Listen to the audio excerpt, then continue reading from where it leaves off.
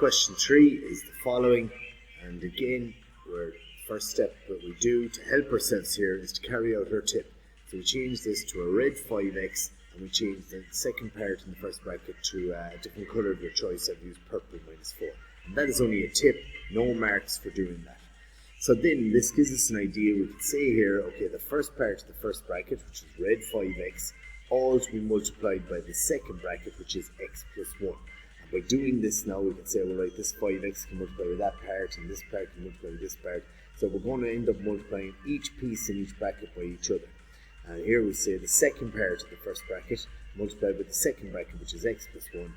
And now we're off and running. We can say, okay, 5x, or that's called splitting up the brackets, but 5x by x. So time to remove our brackets here. It gives us 5x squared. 5 by 1 gives us 5x by x gives us x squared. 5x by 1 gives us 5x. Minus 4 by x, just be careful here. Unlike signs, give minus, and then 4 by x is 4x. And similarly here, unlike signs, give minus, and 4 by 1 gives you 4. And the last thing we need to do is tidy up our, that's the brackets removed, but we must tidy up here 5x minus 4x, because they are the only terms that are like each other now. So 5x minus 4x gives us 1x, or plus 1x there, so that's question 3, part C.